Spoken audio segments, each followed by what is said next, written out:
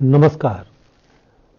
उनके खत और आप की 492वीं कड़ी 492nd एपिसोड लेकर मैं फिर एक बार आप सबके सामने, आप सबकी खिदमत में। दोस्तों, ये खत मैं जो आज पढ़ रहा हूँ, ये मैं 31 दिसंबर 2025 को ढूंढ रहा था ताकि मिल जाए तो नए साल के पहले दिन ये लेटर पढ़ा जाए, लेकिन मिला आज 5 जनवरी। चलिए, देर आयद दुरुस्त आयद।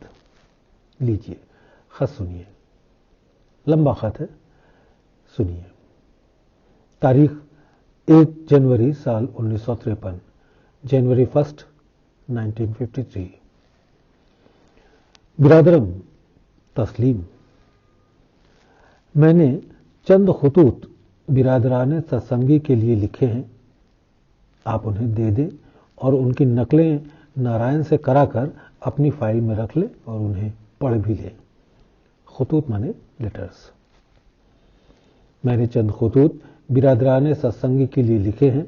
आप उन्हें दे दें और उनकी नकलें नारायण से कराकर अपनी फाइल में रख लें और उन्हें पढ़ भी लें। आखिरी खत जो मैंने पुत्ती बाबू को लिखा था, उसका जवाब उन्होंने नहीं दिया। मैं उसका जवाब जरूर चाहता हूं, उनसे कह भी देना। मैंने बाबू संकटा प्रसाद को भी खत लिखा था, उन्हें मिल गया होगा। उन्होंने अपनी दुरुस्ती अब तक खुद नहीं की।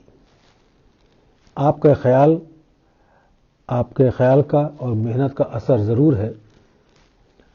मुझे तो हकीकत में वुड मिले तो जैसा चाहूं वैसा बना लूं, मगर अक्सर फर्नीचर मिलते हैं। एक ख्याल मेरा अक्सर ये भी हो आता है कि मिशन में जो शख्स दाखिल हो वो नियमों की पाबंदी करे और दूसरों को अंगुष्ठ नुमाई का मौका न मिले। अंगुष्ठ नुमाई, उंगलियां उठाना। एक ख्याल मेरा अक्सर ये भी हो आता है कि मिशन में जो शख्स दाखिल हो वो नियमों की पाबंदी करे और दूसरों को अंगुष्ठ नुमाई का मौका न मिले। ये चीज आपको सत्संगियों में इम्प्रेस करना चाहिए और वक्तन फवक्तन यानी समय समय पर मोहब्बत के साथ उनको समझाना चाहिए। ब्रह्म विद्या से फायदा ही क्या हुआ जब तक अपनी जुबू हालत छोड़ने के लिए तवज्जो न दी। जुबू हालत, खराब हालत। ब्रह्म विद्या से फायदा ही क्या हुआ जब तक कि अपनी जुबू हालत को छोड़ने के लिए तवज्जो न दी। आपका पोस्टकार्ड जो 27 दिसंबर का तहरीर किया हुआ था, पढ़ लिया और कैफियत समझ ली। उसमें दिल के हालातों का हाल है। मैंने एक एक चक्र पिंड का लेना चाहा। सबसे पहले मैंने दिल की हालत उभारी, मगर भाई मैं क्या करूं। दिल की हालत उभारने के लिए जब मैं रुजू हुआ तो मैंने थोड़ी सी स्पेशल विल लगा दी ताकि कैफियत खूब उभर आए। नतीजा ये हुआ कि दिल की जुमला बंदिशें टूट गई। जुमला बंदिशें, सभी रुकावटें। नतीजा ये हुआ कि दिल की जुमला बंदिशें टूट गई। अब बताइए, कैफियत को उभारने से फायदा क्या। उसमें तो अब इंतहाई ताकत पैदा हो गई। मुझे भाई तालीम का तजुर्बा अभी कम है।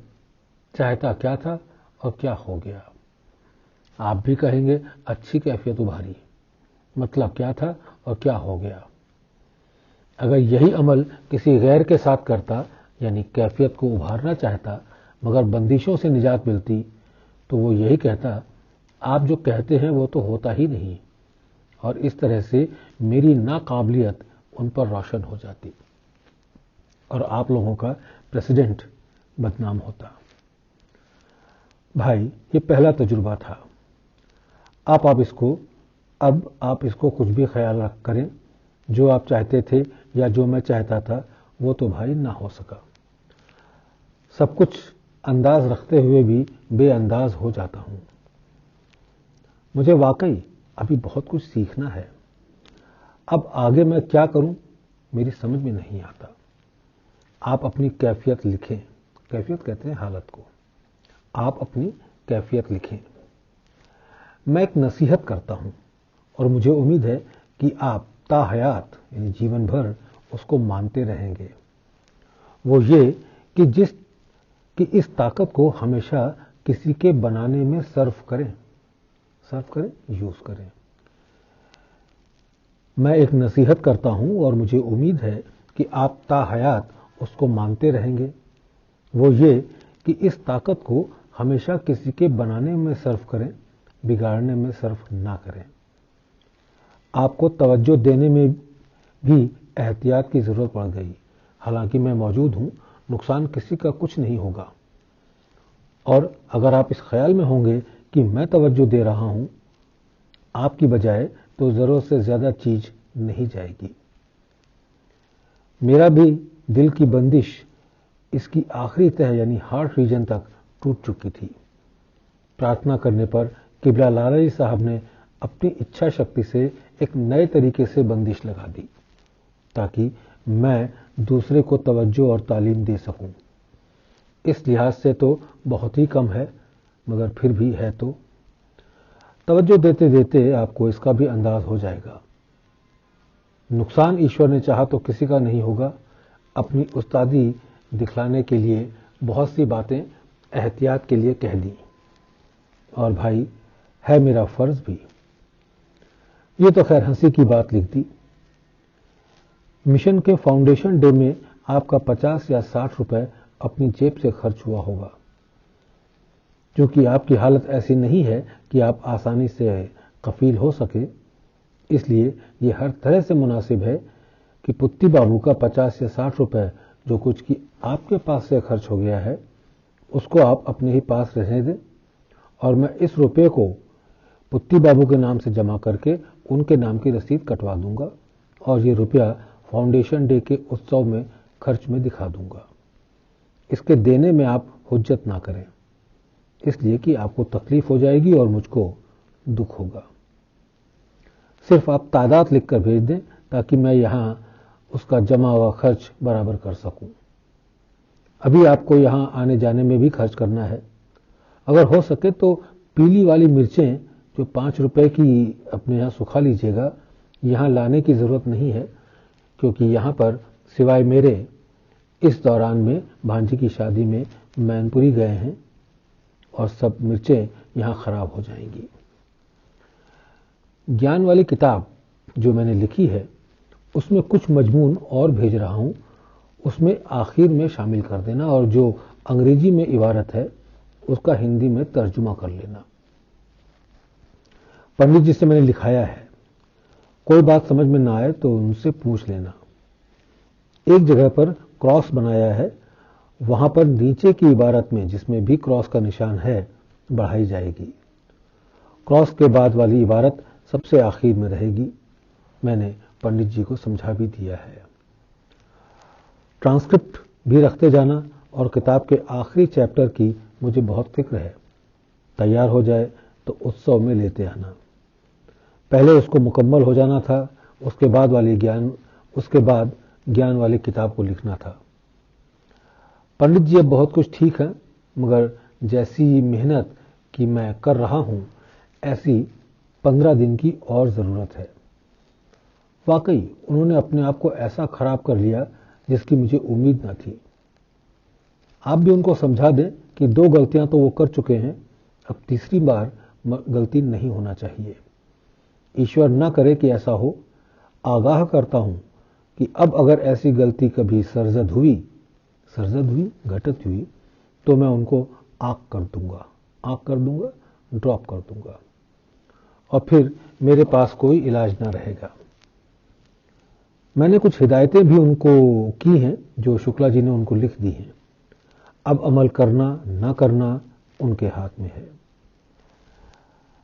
पंडित जी आदमी समझदार हैं, मगर वो इस रूहानी दुनिया में अपनी समझ से काम लेना चाहते हैं।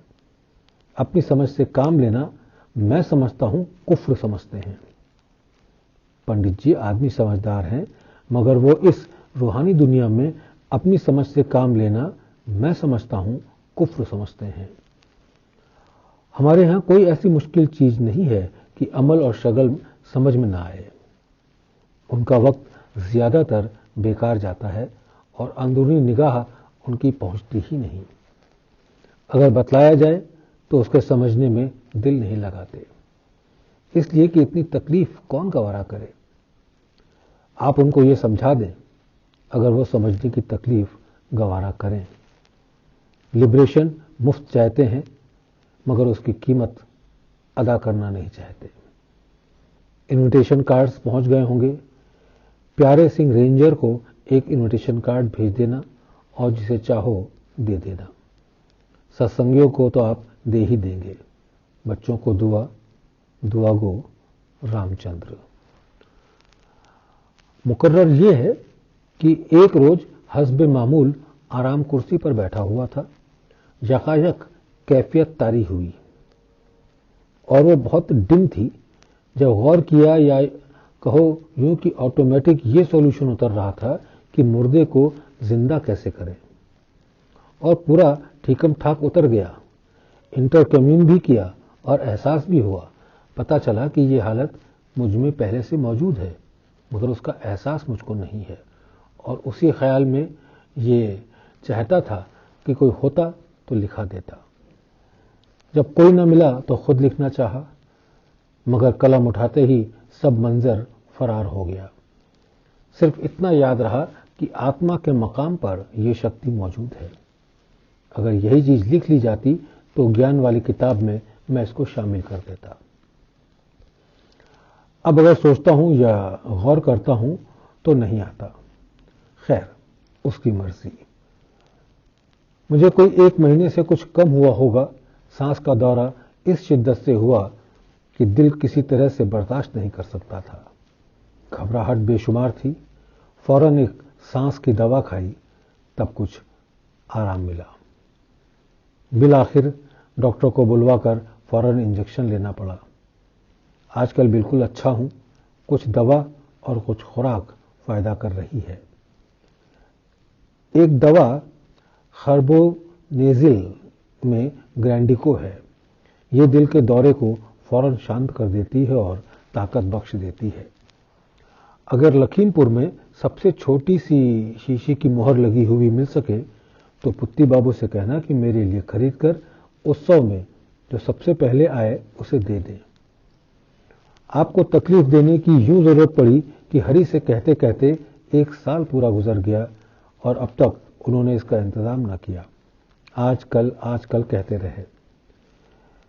जब दौरा इतना सख्त हुआ और तकलीफ उनको बतलाई तो उन्होंने वायदा किया कि मैं ग्रैंडिको जल्दी दूंगा, मगर अब तक नहीं दी।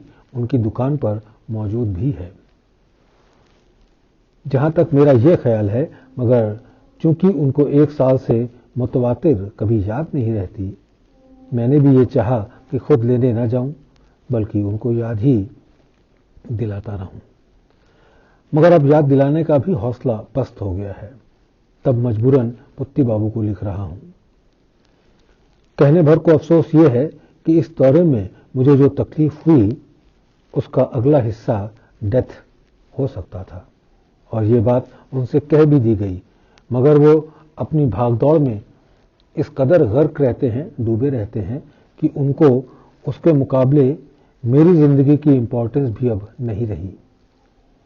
मैं ये चीज शिकायतन नहीं लिख रहा हूं, बल्कि इसलिए कि आपको उसकी गफलत का अंदाजा लग जाए।